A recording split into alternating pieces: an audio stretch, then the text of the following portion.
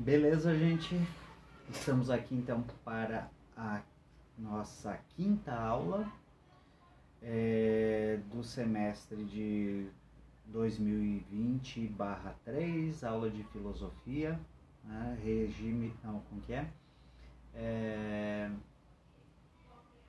Ensino remoto emergencial, certo?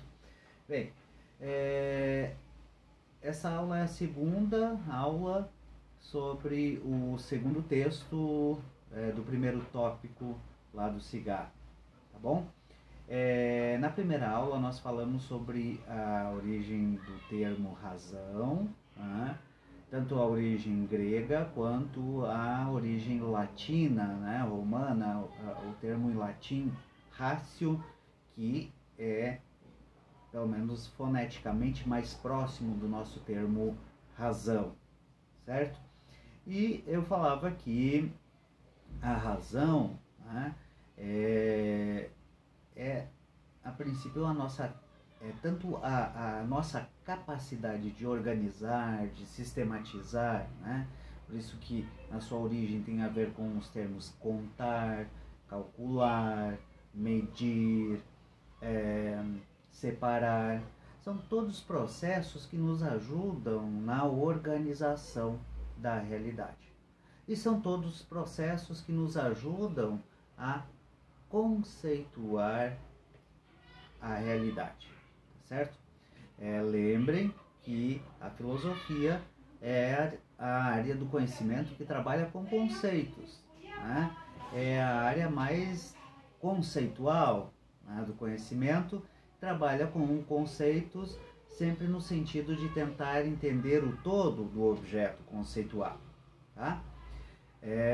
Então, pensando nisso, que a filosofia, né, é uma área do conhecimento que tenta usar dos conceitos, né, para compreender o todo do objeto conceituado, nós precisamos entender alguns princípios básicos da razão, certo? Porque se nós definimos a razão como capacidade de organizar, sistematizar a realidade, nós precisamos, óbvio, pensar, né, quais princípios básicos a razão usa para fazer isso, tá bom? São basicamente 3 princípios, tá? Princípio de razão suficiente, princípio do terceiro excluído. Gente, desculpe, estou trocando, não tenho como editar, tá bom? Vamos lá, são 3 princípios que nós vamos ver agora, tá? Primeiro princípio, o princípio da identidade. Segundo princípio, da não contradição. E o terceiro princípio é o princípio da razão suficiente, tá? No texto tem ainda o princípio do terceiro excluído, mas eu vou deixar de fora esse princípio, vou excluí-lo por quê? Porque ele foi superado na modernidade, tá? Então não tem muito sentido estudá-lo agora. Então ficamos com esses 3 princípios, tá? Primeiro princípio da identidade, segundo princípio da não contradição e o terceiro princípio da razão suficiente. Vamos ver um por um, certo? Bem, a definição lógica, digamos assim, do princípio da identidade é uma definição tautológica, ou seja, uma definição tão evidente que a gente chega a ficar assim meio pasmo, né? É isso? Né? Bem, mas eu vou explicar o que significa essa definição lógica, tá? A definição lógica do princípio de identidade é deixa eu só mudar a cor do giz.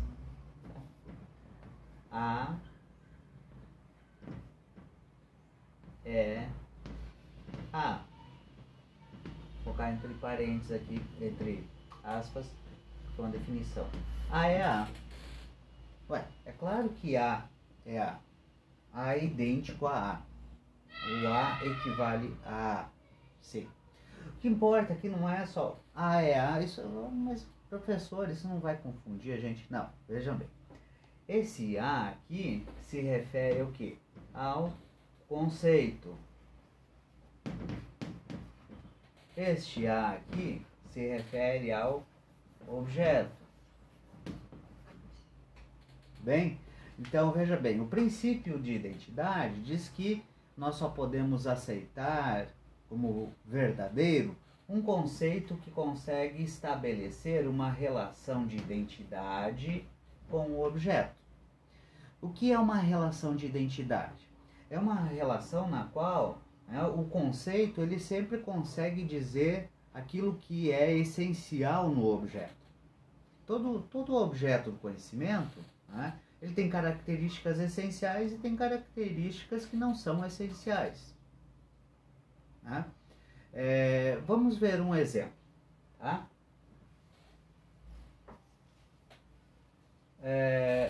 Os exemplos sempre, nesse caso, os exemplos assim mais fáceis são os da matemática, porque a matemática é toda lógica, a matemática é toda racional, não tem margem para irracionalidade.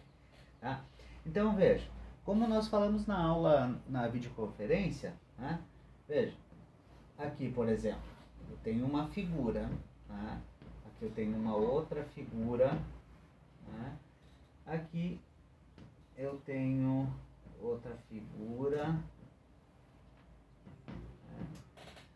Vamos fazer ainda uma outra figura aqui, deixa eu pensar. Certo? Enfim, são figuras semelhantes, são todas figuras semelhantes. Veja que essa aqui ela forma um tipo de ângulo aqui que é diferente do ângulo formado por essa aqui e tal.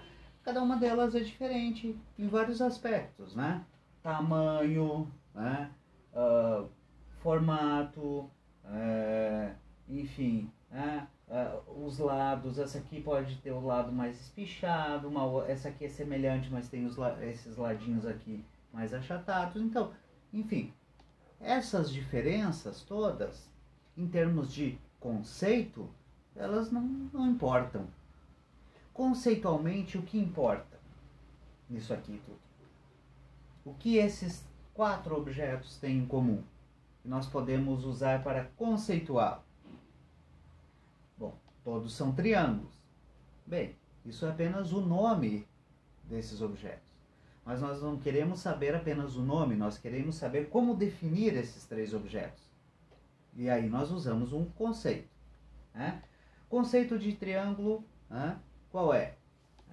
Aí vamos lá para a matemática, Figura plana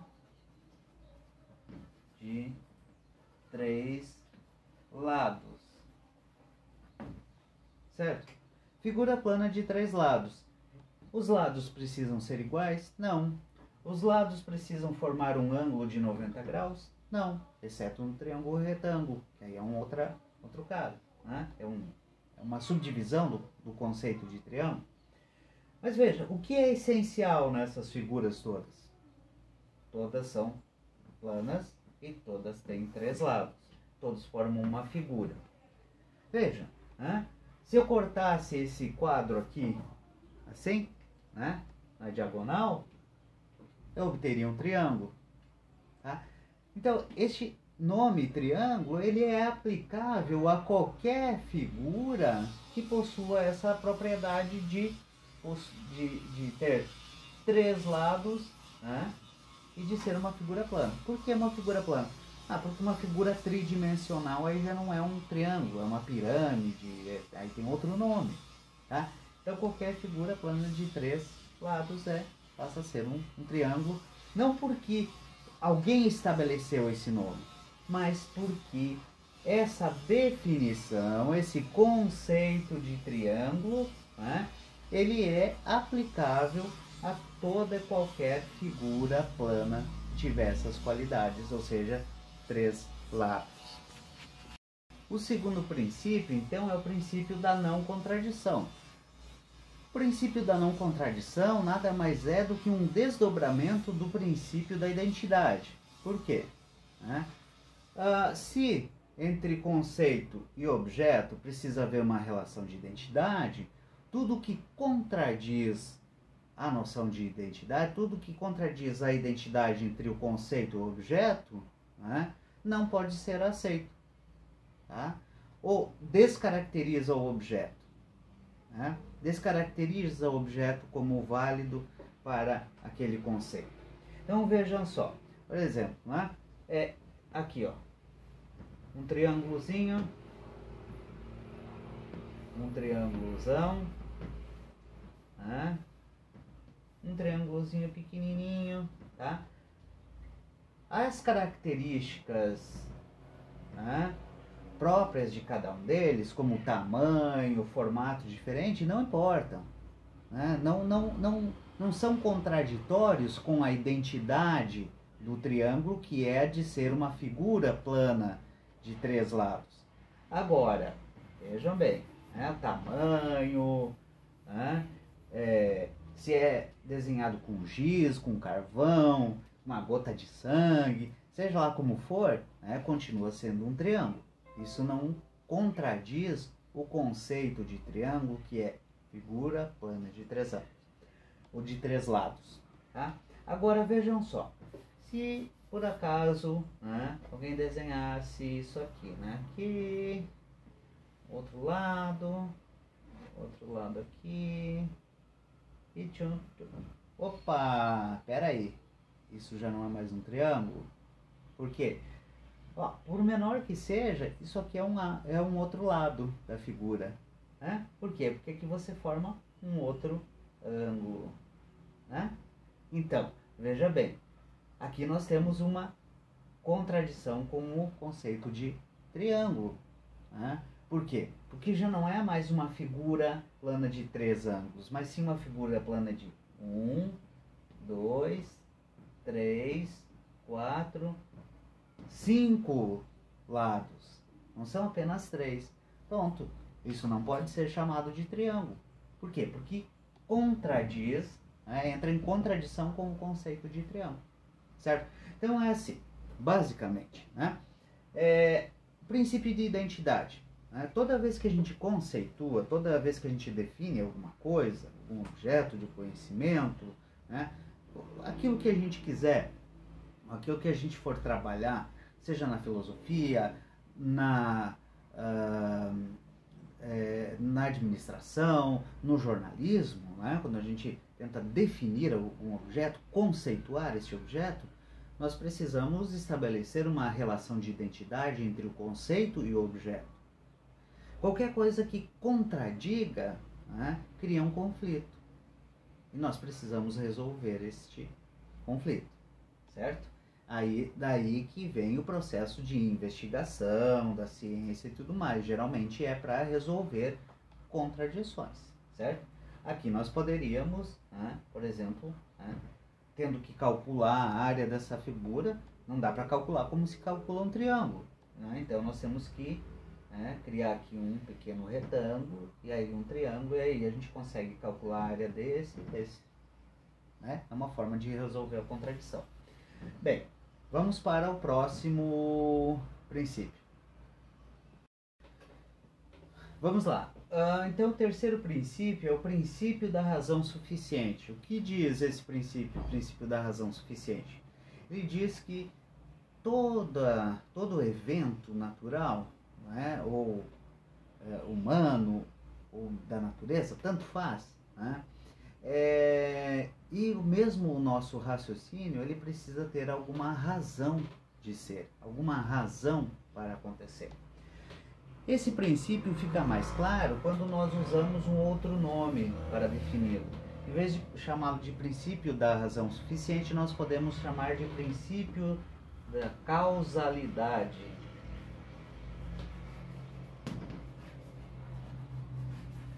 O que vem a ser o princípio da causalidade? O princípio da causalidade é o princípio que diz o seguinte, né? Todo efeito precisa de uma causa, certo? Enfim, tudo aquilo que acontece, todo fenômeno da natureza, toda ação humana, né, todo fato tem uma causa. E nós precisamos investigar a causa, certo? Assim, podemos estender esse princípio, e ele é um princípio básico não apenas da filosofia ou da razão, mas praticamente, eu acho que em todas as ciências, né? Pensa só, de toda a pesquisa científica, né? A sociologia não estuda as causas dos fenômenos sociais, né? Quando alguém faz uma pesquisa no campo, na área da administração, ele não procura saber as causas de algum fenômeno, né? Digamos que você vá pesquisar, né, alguns casos de sucesso, né, no ramo de cooperativas. Você vai procurar as causas, né, desses casos de sucesso, né, no ramo de cooperativas ou de organizações cooperativas e tal, né, para poder dizer, olha, né,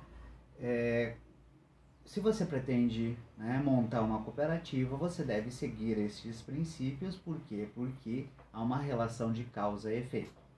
Então, estudar a causalidade, estudar a causa dos fenômenos é um princípio básico da razão, né, e de toda a ciência.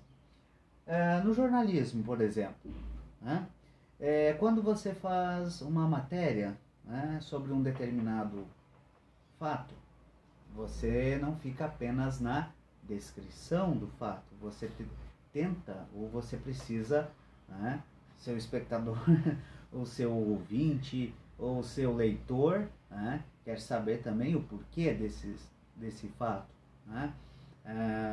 As queimadas que estão acontecendo agora nesse momento, nesse período, né, aqui na região do Pantanal, do Cerrado, né, elas podem ter mais de uma causa.